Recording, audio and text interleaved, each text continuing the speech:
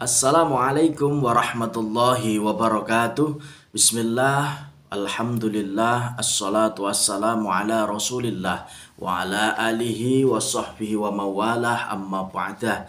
Sahabat-sahabat santri RB yang saya banggakan, kita akan melanjutkan lagi pelajaran akhlak, pelajaran budi pekerti, pelajaran tata krama yang masih dalam kitab Audi Susilo karya Simbah Yai Bisri Mustafa Rembang. Nah, kita akan melanjutkan lanjutan dari yang pernah kita bahas tentang pelajaran budi pekerti atau akhlak yang kemarin, yaitu kalau yang kemarin kita masih di bab membagi waktu. Sekarang masih kita lanjutkan lagi di bab membagi waktu. Kalau yang kemarin itu kita bahas bocah kudu ajar bagi zaman, anak itu harus bisa membagi waktu, ojo pijer dolan nganti lali mangan, jangan sampai terlarut-larut main sampai lupa makan karena makan kebutuhan pokok. Kemudian dilanjutkan lagi, yen wayahe salat ojo tunggu perintah, enggal tandang ceket-ceket ojo wegah. Nah, ketika sudah waktu salat jangan nunggu diperintah karena salat itu merupakan kebutuhan kita. Tanpa perlu diperintah, tanpa perlu dipaksa-paksa, kita wajib menunaikan sholat. Wayah ngaji, wayah sekolah sinau, kabeh mau nggatekake kelawan tuhu. Jadi waktunya ngaji, waktunya sekolah, waktunya belajar itu harus benar-benar memperhatikan. Kabeh mau nggatekake kelawan tuhu. Jadi nggatekne kelawan tuhu dengan benar-benar memperhatikan. Nah, sekarang kita lanjutkan di halaman yang keempat. Di halaman yang keempat ini masih terkait dengan membagi waktu. Babnya masih terkait dengan membagi waktu. Kita baca seperti biasa, kita nazomkan, kita ajak muqaddimahnya, kita ambil dari muqaddimahnya, kemudian nanti kita lanjutkan dengan nazom ataupun syair yang berikutnya. Bismillahirrahmanirrahim. Salatullahi malahat kawakib alahmat khairi marraqiban najaib. Salatullahi malahat kawakib alahmat khairi marraqiban najaib. Sekarang kita lanjutkan. Kentong subuh enggal tangi nuli adus, wudu nuli salat khusyuk engkang bagus, rampung salat tandang gawe apa wae, kang prayoga kaya nyaponi omahe. Nah, kita bahas 2 bait saja. Nah, bait pertama yang saya baca tadi, kentong subuh enggal tangi nuli adus. Kentong subuh, kentong itu dalam bahasa Jawa artinya ketika waktu sudah benar-benar pas waktu subuh, menunjukkan waktu subuh. Kalau dulu kan pakai kentongan, membangunkan orang itu pakai kentongan ya, pakai kentongan ketika subuh itu dipukul, menandakan waktu sholat sudah masuk. Bukan panggilan sholat tapi hanya menandakan waktu sholat masuk ya, jangan salah.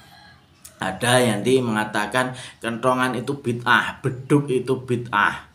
Ya kalau itu sebagai pemanggil sholat bid'ah. Tapi kalau hanya penanda masuk waktu maka tidak ya. Dan itu penting. Zaman dulu masih pakai itu karena suara kita terbatas. Tapi kalau pukulan kentong maka dia akan terdengar lebih keras sampai kemana-mana. Nah, kentong subuh di sini diartikan maksudnya adalah ketika masuk waktu subuh, enggal tangi nuli adus. Enggal itu cepat-cepat, tangi itu bangun. Jadi cepat-cepat bangun, nuli adus kemudian mandi.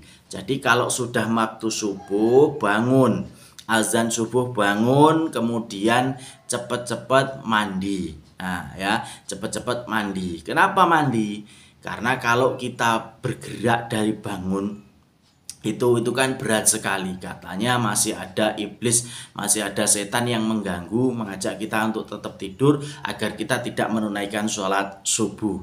Jadi ketika kita bangun lepas tali satu, kemudian kita jalan lepas tali satu, kalau kita mandi itu talinya lepas semua, badan juga seger ya, seger untuk sholat subuh, enak, nggak ngantuk lagi. Itu makanya di sini kentong subuh enggal tangi nuli adus. Kalau sudah masuk waktu subuh, dengar azan subuh itu bangun. bangun kemudian mandi, ya mandi biar badannya seger. Kalau takut dingin ya pakai air hangat. Ini nggak ada larangan di sini untuk pakai air hangat, boleh, silahkan ya. Yang penting anak ajarkan ketika subuh bangunkan, ya ajarkan anak, biasakan dia untuk mengerjakan sholat subuh. Dari subuh itu kita bangunkan, jangan orang tuanya malah nggak bangun, ya itu lebih parah ya. Jadi orang tua mengajarkan anak-anak dulu sekalian dipraktekkan di situ. Wudu nuli sholat khusyuk engkang bagus, setelah mandi kemudian wudu kemudian sholat yang khusyuk, sholat yang bagus, tidak lama, paling 5 menit 10 menit cukup. Khusyuknya kita apa? Khusyuknya kita ketika takbiratul ihram saja. Kalau yang lain itu kadang ya masih nggak khusyuk, nggak apa-apa. Yang penting kita ajarkan dulu sholat itu yang tertib ya, yang tertib, yang khusyuk. Nah, jadi khusyuk, jangan buru-buru, syukur-syukur berjamaah. Ajak anaknya ke masjid, ajak anaknya ke surau, ajak anaknya ke musola, ajak anaknya ke langgar, ajak sholat, ajarkan sholat berjamaah. Seperti itu ya. Rampung sholat tandang gawe opo wae, selesai sholat kerjakan apa saja. Apa saja itu apa maksudnya? Nah, di sini sih Kang Prayogo koyo nyaponi omae. Yang paling bagus apa? Membersihkan rumahnya, menyapu rumahnya. Jadi kotoran-kotoran, debu-debu disapu. Jadi ajarkan anak itu bangun tidur, suruh mandi, wudu, sholat subuh, kemudian ajarkan anak itu kerja. Kerja artinya membantu kesibukan orang tuanya. Itu untuk kita juga, jangan tidur lagi setelah subuh. Ya biasakan. Di kitab Ta'limul Muta'alim salah satu ciri yang menyebabkan orang itu fakir apa? Itu tidur ba'da subuh. Tidur ba'da subuh lisababil udhrin, lisababi udhrin. Jadi tidak ada sebab uzur tertentu.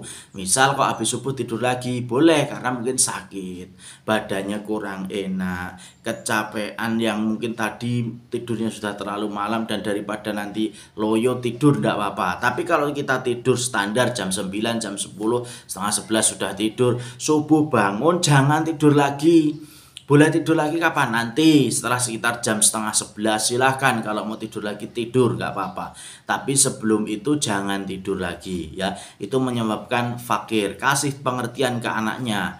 Ya fakir itu apa? Fakir itu kekurangan. Ya kekurangan, nggak cuman fakir dunia artinya fakir harta, tapi bisa jadi kekurangan mungkin fakir ilmu, fakir kesolehan, atau mungkin fakir kekurangan yang hal-hal bagus itu ya. Jangan biasakan seperti itu. Nanti saya bilang fakir nggak percaya, itu banyak buktinya orang-orang yang habis subuh tidur ternyata kaya-kaya. Oke, mereka mungkin kaya dunia, tapi mungkin pasti ada kekurangan yang tidak dimiliki fakir yang lain. Fakir ilmu kah? Fakir kesolehan kah? Itu bisa jadi seperti itu. Atau mungkin dia dibenci banyak orang, bisa jadi seperti itu. Hati-hati. Jadi setelah tidur, setelah bangun dari tidur, subuh bangun, mandi, wudu, sholat yang bagus, yang khusyuk, kemudian mengerjakan apapun, bantu-bantu orang tuanya. Yang paling bagus adalah membersihkan rumah, menyapu-nyapu rumah, halaman, ataupun mengerjakan bantu-bantu yang lain,